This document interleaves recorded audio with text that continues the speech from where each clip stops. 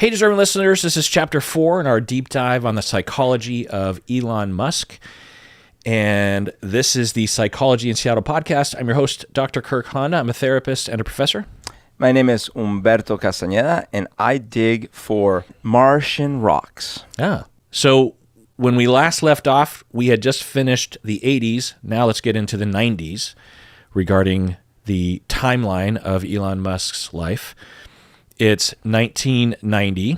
He is 19 years old, and he got an internship at the Bank of Nova Scotia, and he learned things about banking, which likely helped him later with PayPal at the very least. 1992, age 21, he gets an internship at Pinnacle Research Institute. He learned about batteries for electric cars, which likely helped him later.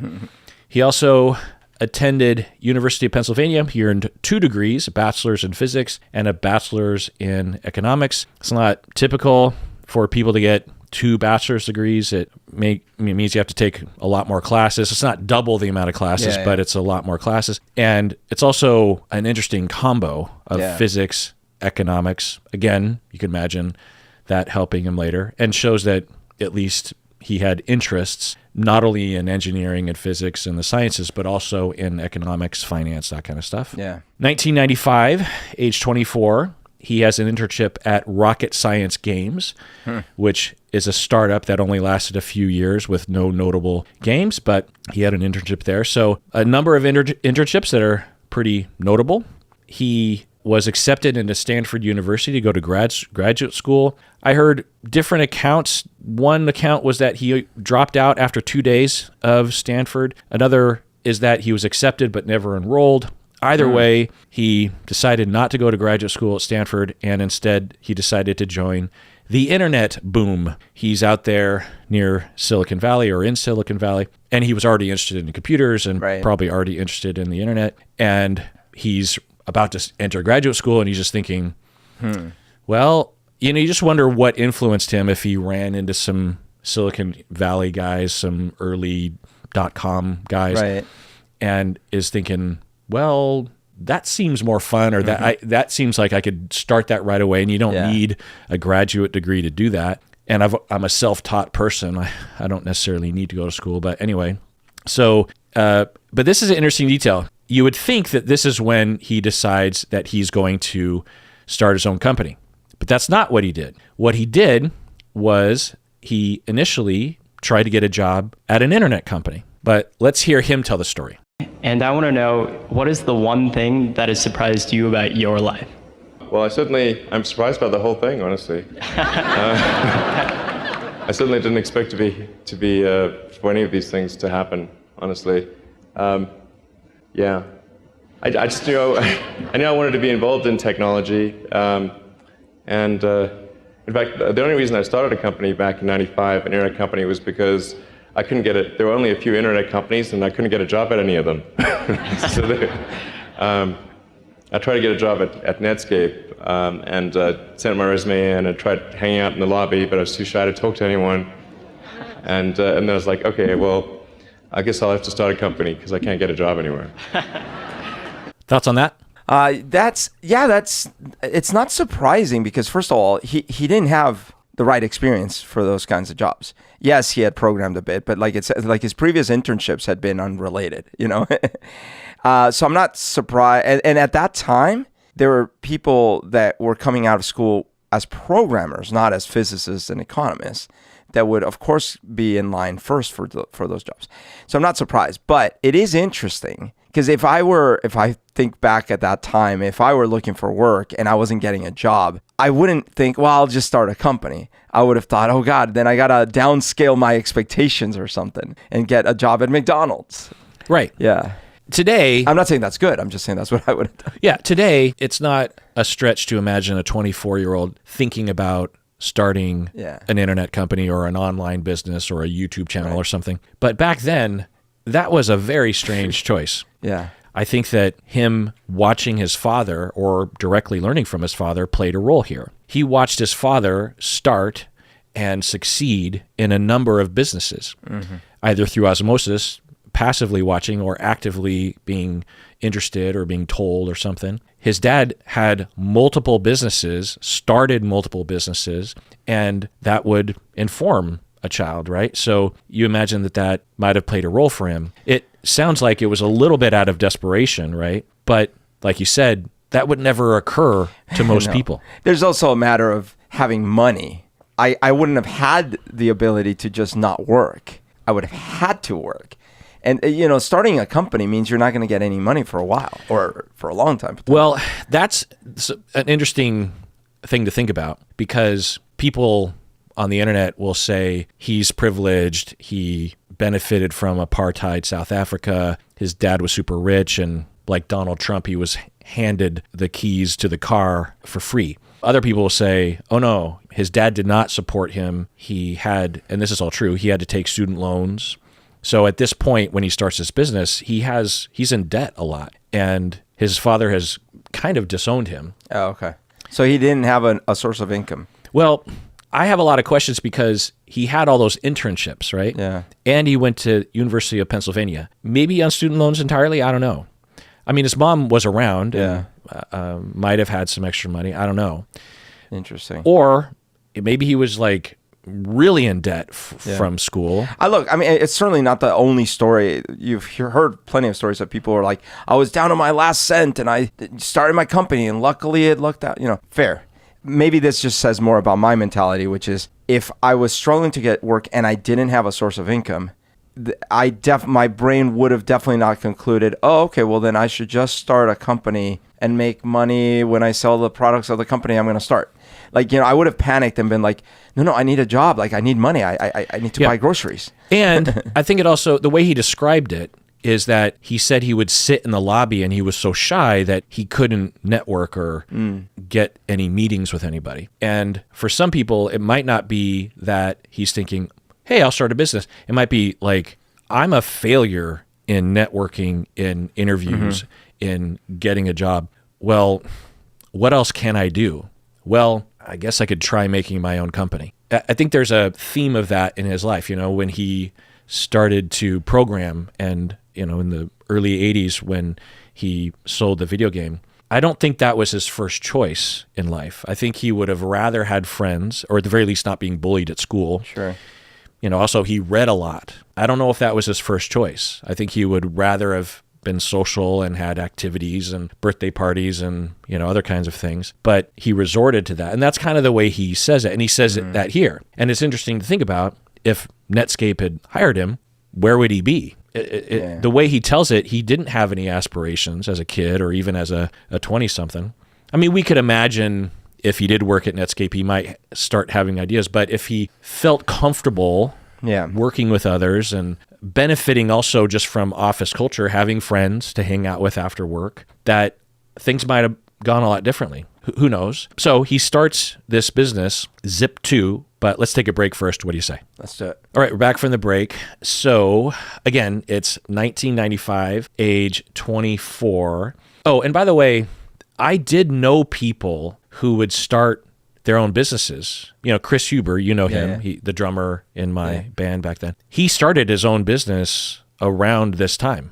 Me and Chris are the same age as Elon. And to this day, Chris actually just finally sold his business. Oh, wow. and he's early retiring. But Chris Huber was and is a particular kind of person, very oriented towards making his own money.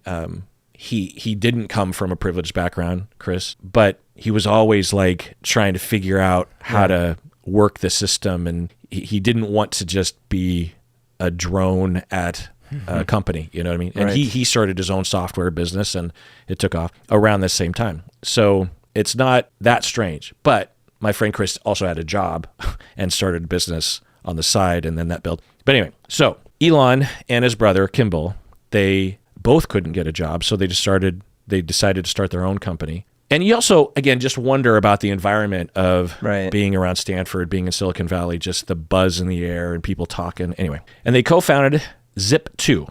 It's hard to describe what Zip2 did. Do you know what it did?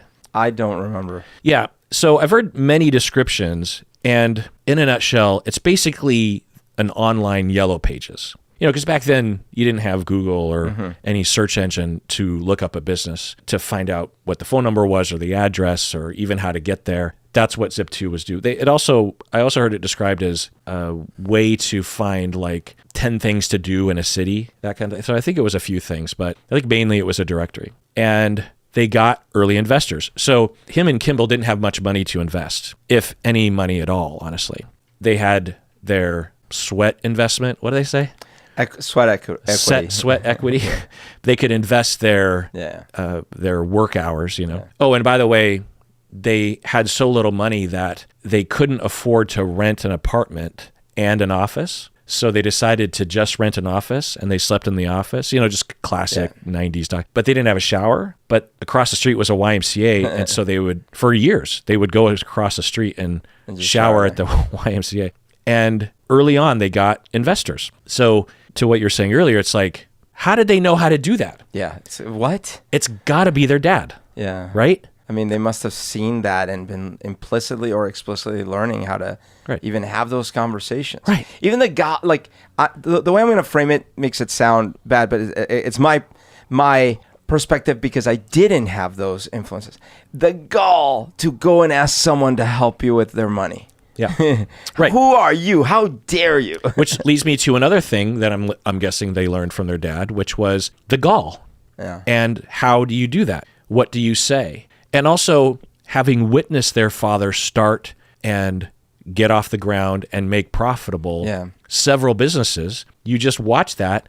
It's like watching your dad rake the leaves or talk to someone. You absorb that kind of stuff. You and I did not have that. Most people don't have that. And they didn't have any mentor. It's not like someone came along. Like, didn't Steve Jobs have some kind of mentor early on or some? Well, I mean, Steve Jobs and Steve Wozniak, they were both around companies that a lot of them were single owner companies, and some of them took an interest in them. And then one of their early investors was like he just saw the vision, saw the potential, and I'll guide you guys because I've invested in all these other companies, and exactly, that's helpful. Very helpful. They didn't really have that. Yeah. So from all reports. Yeah. So how did these two young guys, 24, 22, 21 or so, from South Africa, they just moved to California. How did they know who to call? Where would you go? I still don't know the information. No, I still don't know. I wouldn't know what to do today. Yeah. How did they? Well, they had to have learned from someone, and it was probably their father, because they don't teach this in college. Yeah. I have a business degree.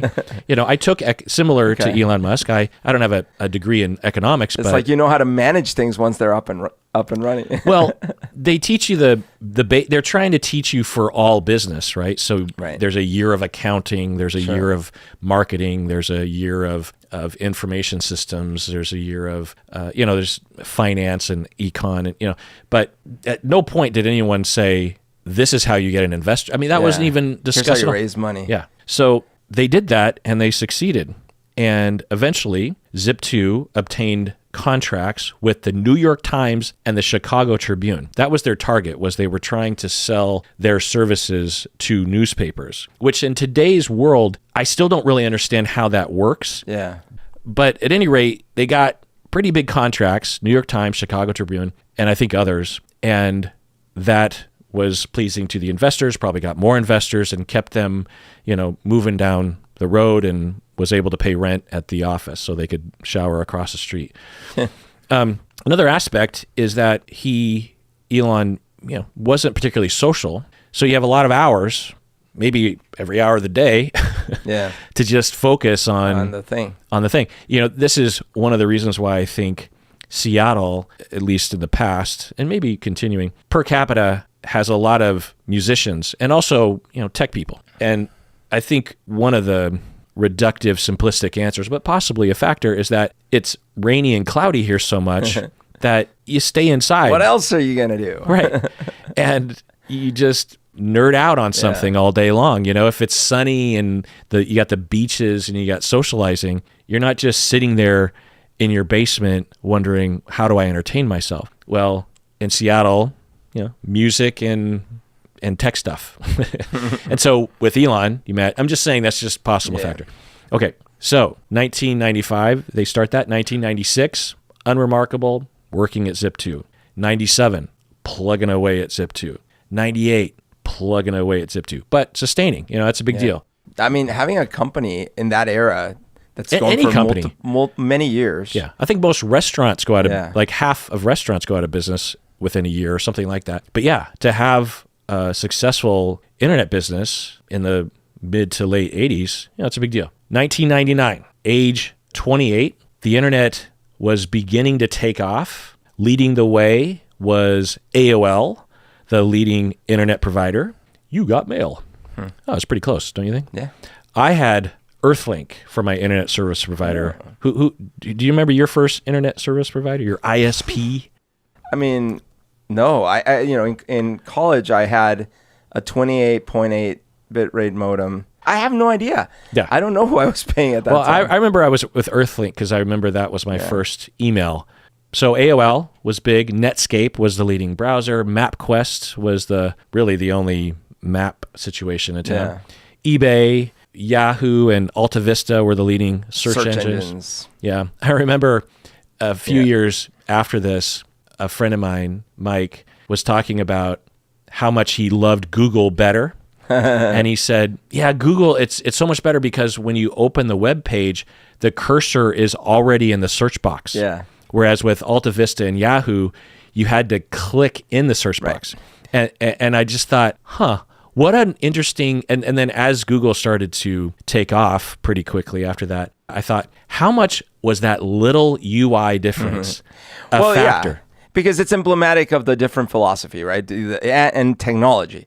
The Yahoo, AltaVista, all the previous search engines, their tech and philosophy was, all right, we'll gather some of the best stuff on the web and categorize it and show you a hierarchy of categories, and you can deep dive in there. And if you want to, you can also search. Whereas Google's like, we don't have any of that. We have an algorithm to just crawl the web and kind of return the best hits. So the one thing you can do on our site is search. But what if I want to look at live? No. You can search.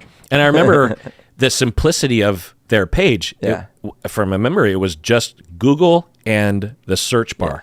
Whereas Yahoo and AltaVista, it was all, just a mess. So at this time, lots of small startups were being purchased for big money. And Zip2, Elon Musk and Kimball Musk, were one of those businesses that got gobbled up. Compaq. So remind me, what was did they make hardware, Compaq? Yeah. Computers. Are they still around? They got bought by someone many years ago. What did they do back then? Was it just hardware? They made computers, like PC-compatible computers. Why were they buying a website at that time, do you think? Trying to expand their horizons? Yeah, probably, yeah. Okay. So Compaq bought Zip2 for $307 million. Jesus, dude. But Elon only owned 7% of the company, I think. Because they had investors. Yeah. Right, exactly. Still, though, that's a huge windfall. Right. And he got $22 million. So he's 28 years old, and suddenly he's a millionaire. And that's crazy. He's one of those 90s tech millionaires. And it's funny to say this, but contrary to inflation, 22 million was so much more money back then. Even if you just go in today's dollars, that's like $50 million. I don't think that really captures the way 22 million would feel back then. Of course.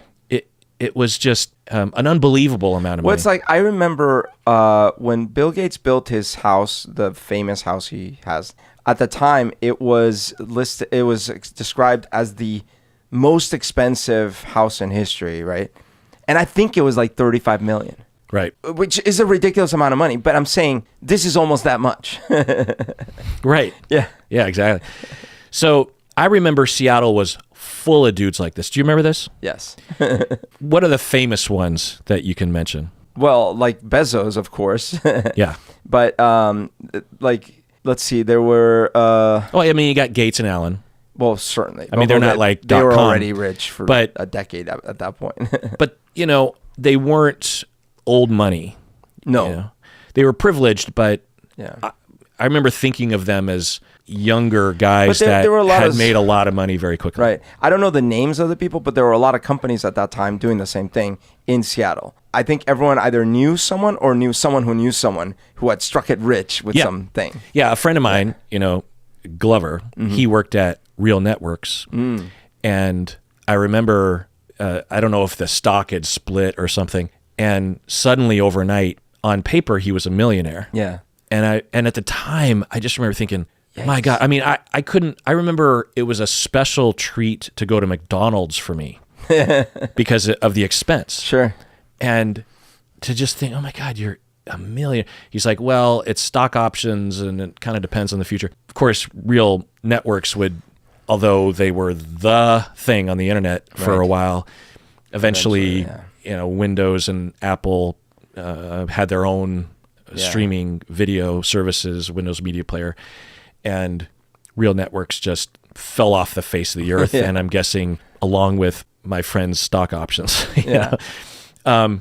But other notable figures, you had Rich Barton from Expedia and Zillow in Seattle. You had Rob Glasser or Glazer of Real Networks. I'm guessing he got out of the business with a lot of money. Oh, I'm sure. But back then in the late 90s, and those were just the famous guys. Right. Like you said, I mean, who did you know in the late 90s that... Well, I knew a lot of folks in the gaming side of things.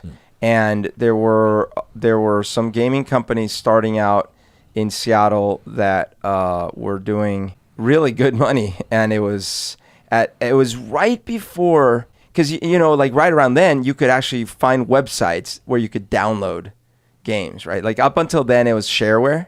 Remember how like you would get go buy a floppy and it was like, hey, it's got 3 levels, and then if you send money, we'll send you the rest of the levels. That was the business model, and it was really good. But then right around the end of the 90s, certainly early 2000s, all of a sudden you have websites where you could go and directly download the games, right? So then that became a big thing. And then you had websites that became like, well, if you want to play multiplayer games, you can use our service, connect to our service, and we can connect the players. And so there are a few of those in town. Yeah, I remember when Warcraft 2 came out. Yeah.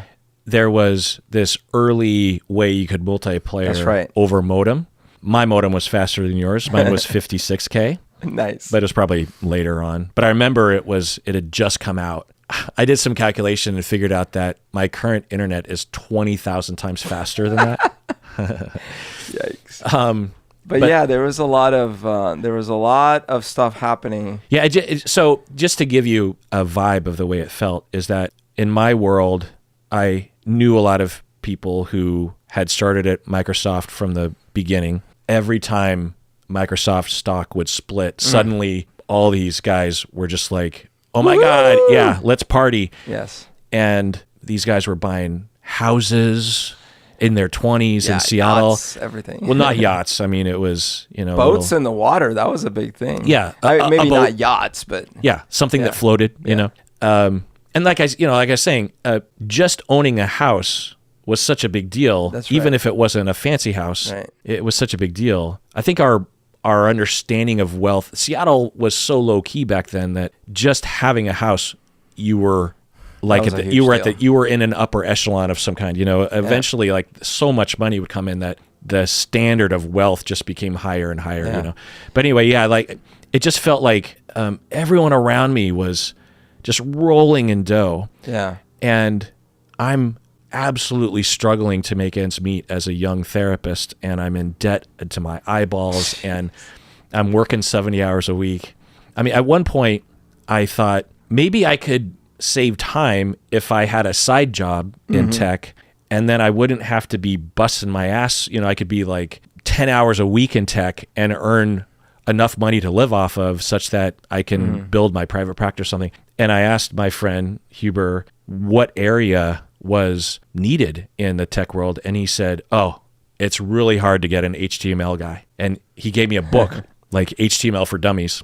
That's programming for websites. And I started reading through this book. Yeah. And I started learning how to do HTML. But about halfway through, a number of months, I just was like, oh, this is so boring. I don't have what it takes. And I put it back down, and I never... should have called me. I knew HTML. Yeah. But yeah, it just seemed like the world was our oyster. Suddenly all the money and all the fame and all the yachts and all the stuff was just funneling to 20-somethings in Seattle and Silicon Valley, I'm guessing in Texas, LA, it just seemed like we were the center of the universe. We were, not me personally, but people around me, they were creating the world. They were creating the internet. They were creating a new economy. They were creating a new life. It was quite exciting. So for Elon Musk, when he sells Zip2 and he gets $22 million, he was just one of thousands of guys that managed to make a product that was gobbled up by one of the biggies and was now driving around in a McLaren, not knowing how to drive it, which he would eventually crash it because he doesn't understand how. Because you floor the accelerator on one of those things and it'll get out from underneath you pretty quickly. There was a guy I know witnessed this firsthand. He was pulling out of a parking spot parking garage where we used to work, and one of these millionaires that you're describing, early millionaires, had bought a Lamborghini, like this yellow Lamborghini. I wasn't there, I didn't see it, but my friend tells me that he pulled out of the parking lot and gunned it down this straightaway.